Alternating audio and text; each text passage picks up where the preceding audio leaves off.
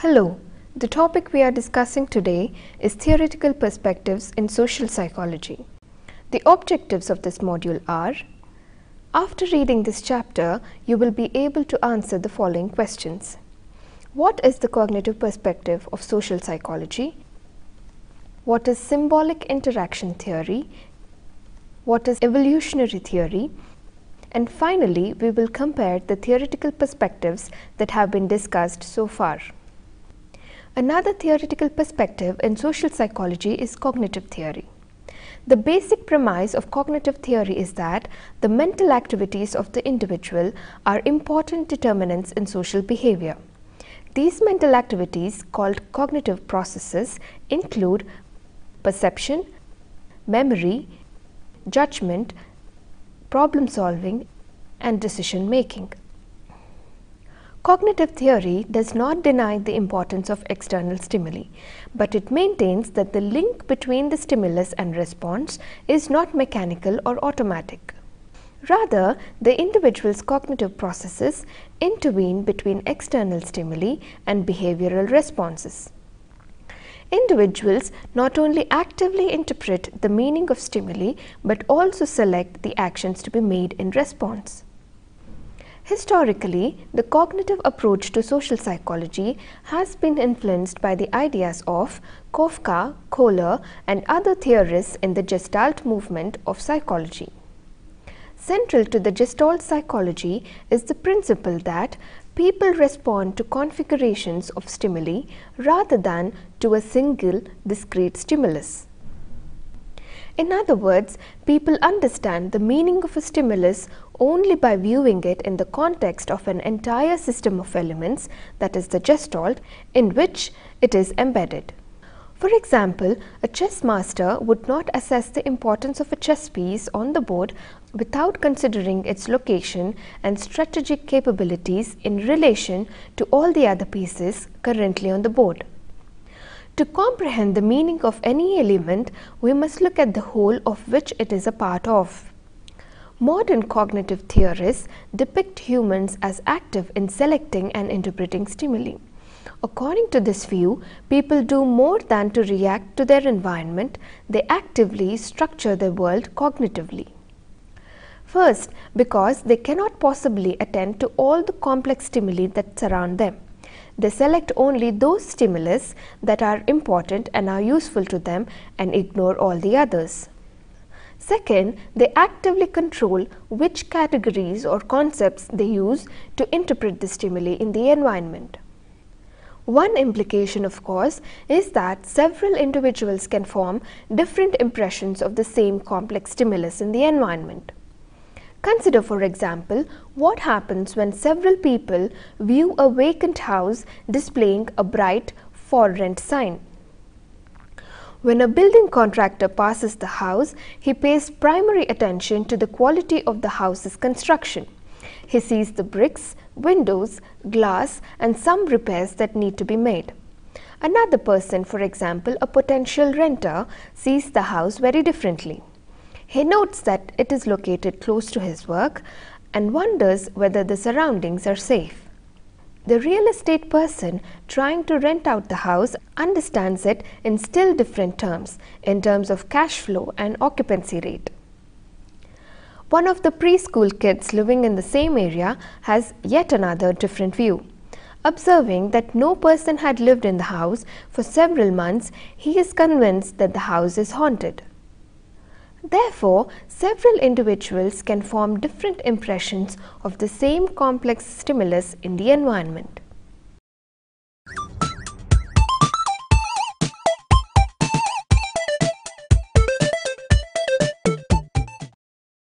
Central to the cognitive perspective is the concept of cognitive structure.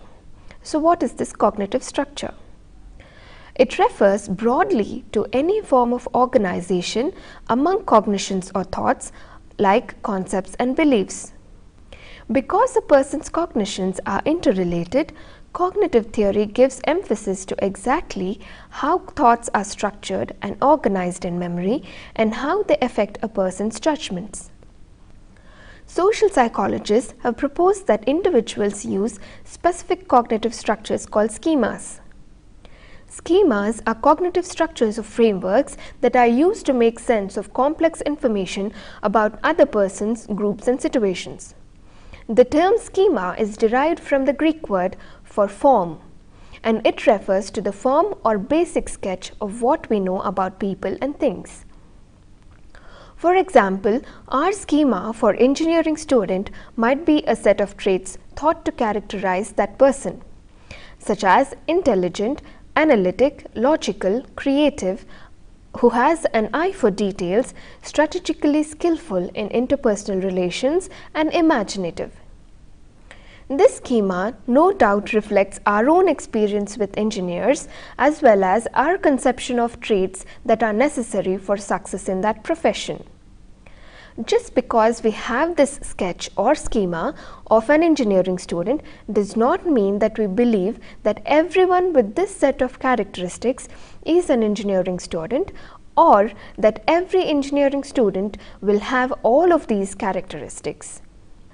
We might be surprised, however, if we meet someone who is illogical, withdrawn, inarticulate, inattentive, and sloppy, and not very intelligent, and later discovered that he was an engineering student.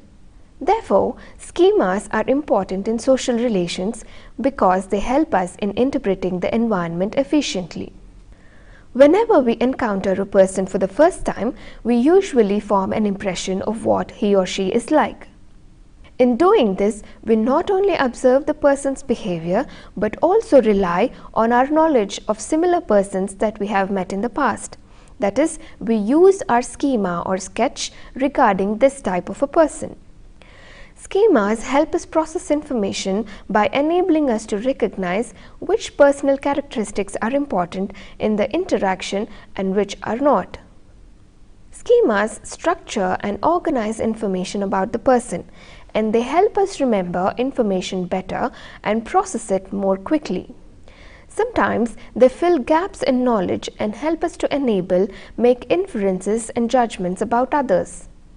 To illustrate further, consider a university professor conducting interviews for candidates to admit them as students, say for a PG course in psychology. To assist in processing applications, the officer uses a schema for potential candidate that is based on traits believed to predict success in the specific course and beyond. The professor pays close attention to the score the candidate secured in the undergraduate score in both theory and practical papers, whereas the candidate's ability in playing cricket does not matter in the decision-making process here. So schemas rarely function as predictive devices, and the professor probably will make mistakes admitting some candidates who may not complete the PG course in psychology and turning down some candidates who would have succeeded. Moreover, another professor with a different schema might admit different set of students to the course. Schemas also figure centrally in our stereotypes and discriminatory attitudes. Consider the same example. If the professor has a particular schema and recruits only students belonging to the general category, he or she may not give the admission to those who are belonging to SC or BC category. Despite their drawbacks, schemas are more efficient ways to process social information than having no systematic framework at all. Thus, they persist as important cognitive mechanisms even when they are not perfect. Therefore, finally, we can say that schemas help in the following manner. They help us to make sense of complex information about other persons, groups, and situations. They interpret the environment efficiently. They figure centrally in our stereotypes and discriminatory attitudes, but they rarely function as predictive devices.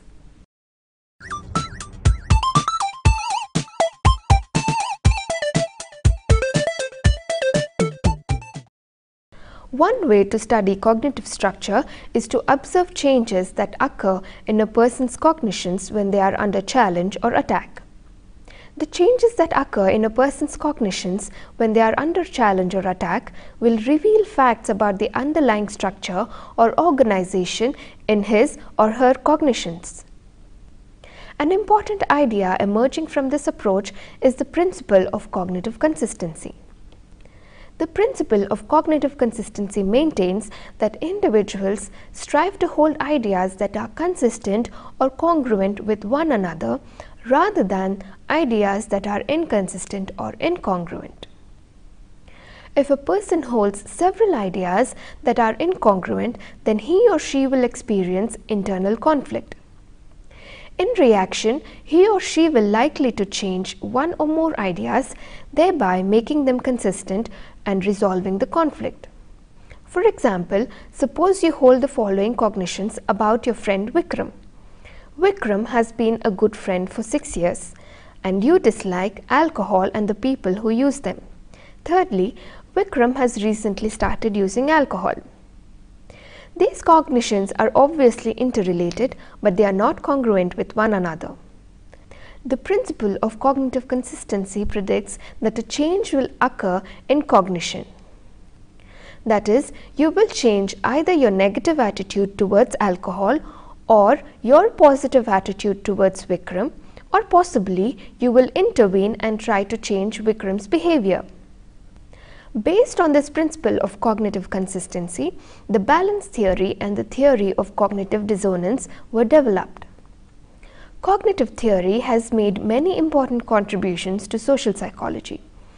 It addresses such diverse phenomena as self-concept, perception of persons, and attribution of causes, attitude change, impression management, and group stereotypes. In these contexts, cognitive theory has produced many insights and striking predictions regarding individual and social behavior. Limitations of cognitive theory. One drawback of cognitive theory is that it simplifies and sometimes oversimplifies the way in which people process information, an inherently complex phenomenon. Another drawback is that cognitive phenomena are not directly observable. They must be inferred from what people say and do. This means that compelling and definitive tests of theoretical predictions from the cognitive theory are sometimes difficult to conduct. However, the cognitive perspective is among the more popular and productive approaches in social psychology.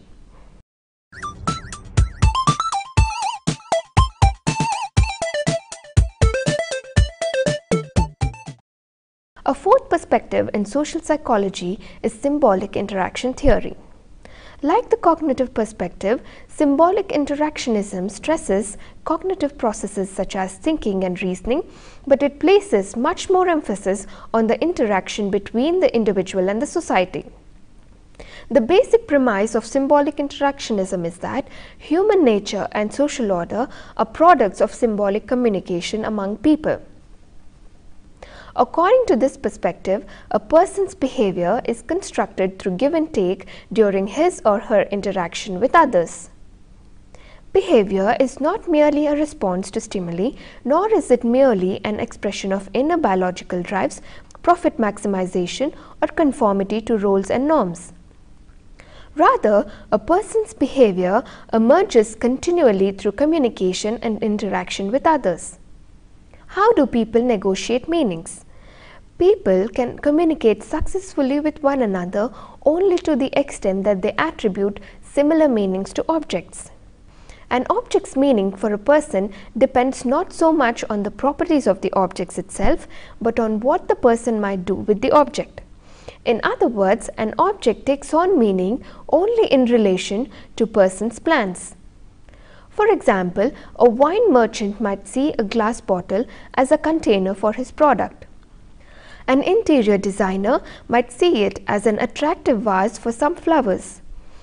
A drunken man in a fight might see it as a weapon with which to hit his opponent. Symbolic interaction theory views humans as proactive and goal-seeking. People formulate plans of actions to achieve their goals. Many plans can be accomplished only through cooperation with other people.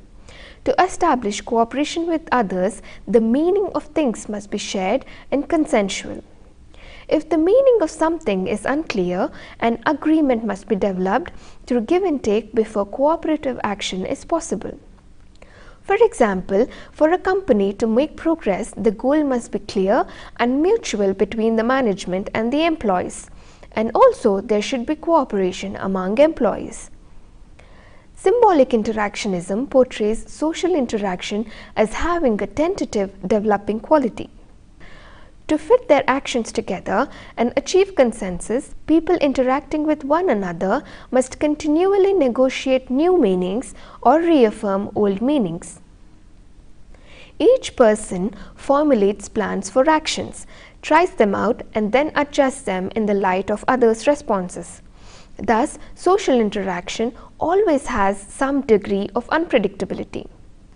The self in relationship to others. The main point of social interaction is the process of role-taking in which an individual imagines how he or she looks from the other person's viewpoint. For example, if you wanted to ask your father to increase your pocket money, first you will imagine different ways of approaching him and his subsequent reaction. To do this, you will recall what worked in the past or what you have heard from your elder brother. By imagining your request from your father's viewpoint, you will be able to anticipate which approach would give you the desired effect. If your request yields the desired goal, then you have succeeded in role-taking. Through the role-taking process, cooperative interaction is established.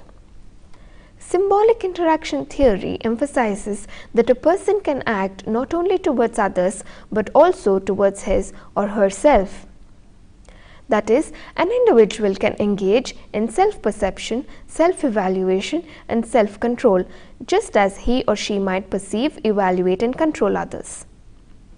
One important component of self is identity, that is, the person understanding of who he or she is. For interaction among persons to proceed smoothly, there must be a consensus with respect to the identity of each person. In other words, for each person, there must be an answer to the question as to who I am in this situation and who are these other people. Only by answering this question in some detail can each person understand one's role and others' expectations. Sometimes a person's identity is very unusual and interaction becomes awkward, difficult or even impossible. For example, if a person who is in a deranged condition, that is mentally unstable or suffering from a psychotic condition like schizophrenia, that person's identity is very unclear to himself. He or she might be suffering from delusions and may think that they are a celebrity or a powerful personality, say like Amitabh Bachchan or the President of the country. Then he or she may think, behave and act in a similar way of the imagined figure. In such a case, conversation with such a person becomes very difficult.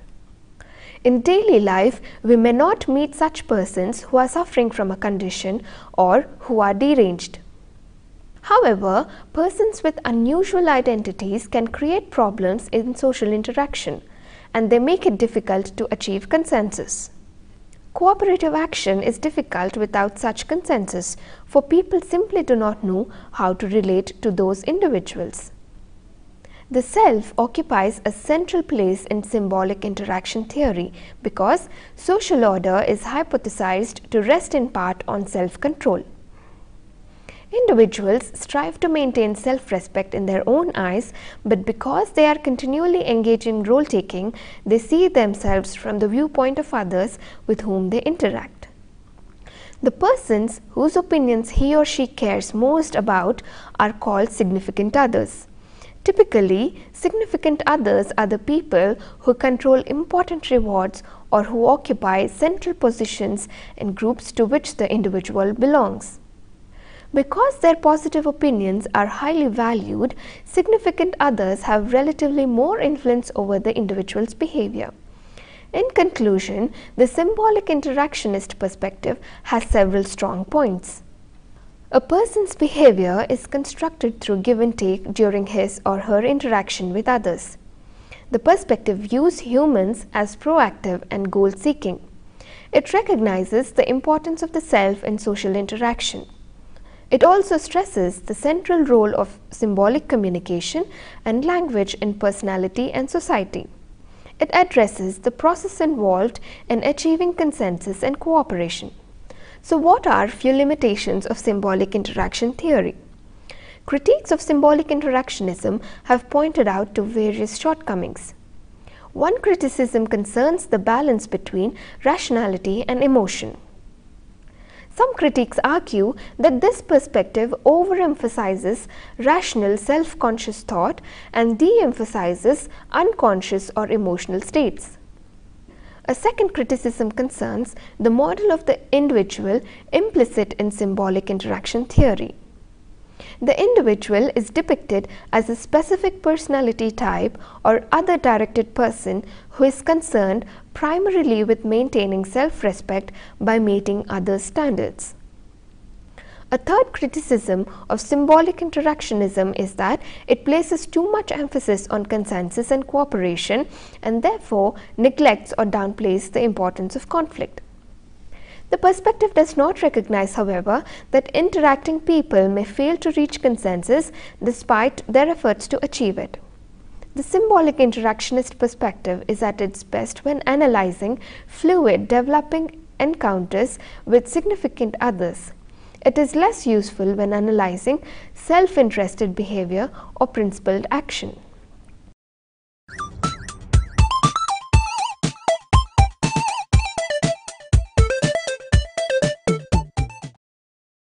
When we think of Charles Darwin and evolution, we most often think of the development of physical characteristics. For example, how did humans develop binocular vision or the ability to walk upright? How did some animals develop an acute sense of smell? Evolutionary social psychologists do not stop with strictly physical characteristics. However, they extend evolutionary ideas to explain a greater deal of social behavior, including altruism, aggression, mate selection, and sexual behavior. Evolutionary foundations of behavior. Evolutionary psychology locates the roots of social behavior in our genes and therefore intimately links psychological and social to the biological. In effect, social behavior or the predisposition towards certain behaviors is encoded in our genetic material and is passed on through reproduction. In physical evolution, these characteristics that enable the individual to survive and pass on its genetic codes are ones that will eventually occur more frequently in the population. Consider one area of research that has received a great deal of attention by evolutionary psychologists, that is, mate selection. Psychologists have observed that men strongly value physical attractiveness and youthful appearance in a potential mate, whereas women focus more on the mate's ability to provide resources for herself and their offspring. Why does this difference occur? From an evolutionary perspective, it must be that the different strategies differentially enable men and women to produce successful offspring. Over a period of time, then, a genetic preference for older women will be eliminated from the population. Men who prefer younger women will reproduce at a much higher rate, and thus this social behavior will dominate men's approach to mating. Women, on the other hand, are less concerned about their mate's age because even much older men can produce offspring. Women's concern about successful reproduction are focused on the resources necessary for a successful pregnancy and for ensuring the proper development of the child. According to a study conducted by Buss and Kendrick in 1998, says that women's solution to this problem has been to select mates who have the resources and willingness to assist during the pregnancy and afterwards. Women who do not prefer such men or who do not have the ability to identify them will less likely to have successful pregnancy and child-rearing experiences. Therefore, women's preference for resource-providing men will eventually dominate in the population. Using this basic notion of evolutionary selection, evolutionary psychologists have developed explanations for an extremely wide variety of social behaviors. This perspective also helps to explain parenting practices. For example, men tend to be somewhat less invested in parenting than women because they invest less in producing offspring. Another example is adults are more likely to abuse their stepchildren than their biological children. Again, evolutionary psychologists would argue that this difference can be traced to the fact that parents share genetic material with their biological children but not with their stepchildren. So, is evolutionary theory a unifying theory? The evolutionary approach to social psychology is not the same kind of theory as cognitive theory or social exchange theory. Rather than attempting to understand the mechanisms that produce specific kind of social behavior, the evolutionary approach attempts to account for how and why these mechanisms arise in the first place. Evolutionary psychologists believe that this perspective provides a unifying principle that ties together the many theories about social behavior that have a more specific focus. So, what are the limitations of evolutionary theory? Although evolutionary theory may appear to be a far-reaching, unifying engine of human social behavior, it is not without critics. Therefore, although the evolutionary perspective has grown in popularity in recent years, it still has major obstacles to overcome before achieving widespread acceptance as a useful explanation for social behavior.